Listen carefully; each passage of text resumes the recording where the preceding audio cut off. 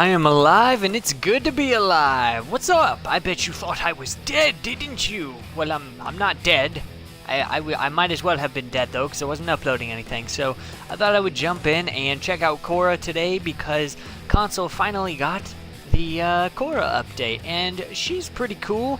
I really like the hero posture for her. It's really fitting. Looks like she's ready to whip someone into shape. You know what I'm talking about. All right. So the coolest, at least in my opinion, the coolest thing about Khora is her cat, Venari, and it looks really cool. It's essentially the sort of like Plains of Eidolon feral Kavat skin that you can get, but it's got like plates and strands of metal like carved into its flesh, which is really cool. So not bad. You can change the color of it. Let me just pull up the customization screen for you here real quick. So as you can see here, you have an extra little customization Tenno loadout tab. You can customize your cat's appearance, and it works not like you pick from a color palette, but more like your actual fur patterns and stuff, like you would customize your actual Kavat or your Kubro. That's pretty sweet. But yeah, this is really cool because this obviously opens up the possibility to have more than one pet. So I have 2 cats now. Whoa, wait a minute. I have 3 cats. Because look, there's this one. There's it right there. And then there's this cat. Oh my god. 3 cats, everyone. Or wait. If you see in the background, I'm in the arsenal, but then I become the cat. Just kidding. That's not what's happening. That would be pretty cool, though. What if you could just turn into a giant cat? Well, I'm getting way off topic here. Alright, so you can customize your cat's appearance. You can give it mods and everything, which is pretty cool. So, a lot of customization there. That's probably my favorite thing about Khora, which is a bit depressing, but that is true. And her passive is pretty sweet. You get a passive speed boost while your cat is active. And it looks super cool. I love having 2 Kavats. They actually really work well together on a team, and they really rip shit up pretty good. You can also switch between different modes for your Kavat. So right now it's in attack mode, so it's more aggressive. You can switch to defense mode, sort of like disarm and like ragdoll people and stagger them and stuff. And then you can switch to healing mode so that it heals you. And healing mode is definitely my favorite because I really like the support it offers. And also, changing your Kavat modes alters your appearance, as you can see here. And I think the healing one looks the coolest. She's got all these crescent-shaped blades on you. It's pretty sweet. So, her abilities, I'm not too impressed with, to be honest. Her first ability is, yeah, pretty much the same as every other Warframe. It's just like a single directed attack. It's a whiplash that does a little bit of radial damage. It actually does pretty good damage for what it is. And also, it takes your melee mods. So, pretty cool. Not bad. I'm going to spawn some enemies for these next couple demonstrations, though. Let's see here. Let's get some elite lancers going. Get like 20 of them. Why not? Hold up. Is Warframe invincibility on? Yeah, okay. I'm gonna need that. Oh god, I don't know what level they are. They're probably like 80 or 60 or something high, but her second ability is kind of neat. I don't really use that much, but it ensnares an enemy, and then it also sends out chains that drag and pull other enemies closer, and you can actually whiplash the enemy that's got the chain link around them to refresh its duration, and get it to last longer. So, pretty cool, and as you can see, my 2 Kavats are seriously messing stuff up right now. That is awesome. I love that.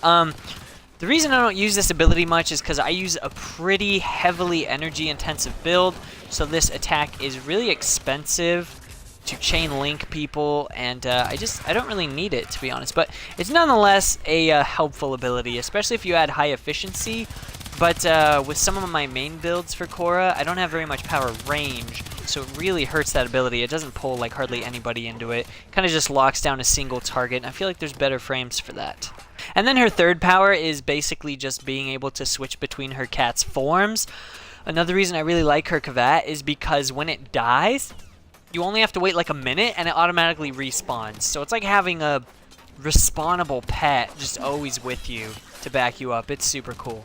But her ultimate ability, which is by far the coolest, is Strangle Dome, and yeah, it is a giant chain link jungle gym that just ragdolls, chokes, hangs. It's brutal. And look at that. Little boy, he's having a great time. He looks like he's having fun. I'm having fun. My cats are using them as piñatas, so they're having fun. 10 out of 10 for the fun factor.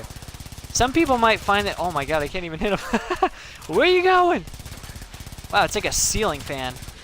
Well, now I know what Warframe to use on a hot day in the plains. Just get like 6 Grenier ceiling fans going here. A lot of people might find this annoying because it's definitely one of those powers that, you know, interrupts the natural flow of enemies. But I think it does pretty good damage. Obviously, it's not doing a lot here because level 100 Grenier have a lot of armor. But what's cool is you can actually, if you whip the ability, it actually tightens the chains, dealing more damage over time, which is pretty cool. So as you saw, it wasn't dealing much, but it got up into the 700s per tick, which is really nice. So yeah, I think Khora's cool. I'm not terribly impressed with her, mostly because really the only power I enjoy is her Strangle Dome, which is really nice on defense missions because it does a lot of damage, but it kind of makes me wonder with them kind of like nerfing Khora and stuff. All these enemies. Let me lower the enemy level so you guys can see what it really does. It just kind of concerns me because I know with them nerfing Khora and like with the recent Saren rework that's about to come out later this year, they're talking about removing playstyles that are sort of just like inactive, like you just sit there, and that kind of seems very much like what that ability is. Like it's another defensive area lockdown, so it kind of makes me like think, you know, what's the point? I mean, I could totally picture them nerfing it or just making it less fun or effective later on. But hey, I'm going to keep using it as long as it's fun. And let me show you here now on level like 30 enemies. Oh yeah, it just decimates. And it's so cool because then it just rains body parts. Look at that. It's so awesome. If you use this in an infested defense mission, the only thing you'll really have to worry about is shooting the like ancient healers off the chain link points once they get dragged up to it, because they don't take much damage from Warframe powers. But aside from that, man, it's really cool. And I just enjoy the customization that you get. I definitely think they succeeded in adding a unique frame with this. I just have more fun having 2 pets or like a pet and a sentinel than I do having her like actual powers. I seriously think Venari is like the coolest part of having her. Let me put the cat into the aggressive stance just so you can see how much more aggressive it gets. I mean, it'll really like jump off walls and...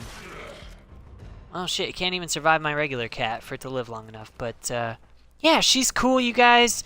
You get her blueprint parts, I believe, from the new Samaris mode, which is kind of weird. I might cover that. I might not. It's a bit of an odd game mode. I'm not even sure how I feel about it yet.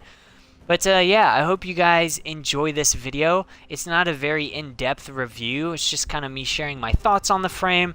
I don't really feel like breaking it down and being super analytical and telling you all the numbers. I just want to tell you guys what it does, if I think it's cool and fun or not, or worth getting. I think she's okay. She's definitely not one of the coolest frames in the game or anything, but she looks kind of nice in healing mode, and the extra cat is cool.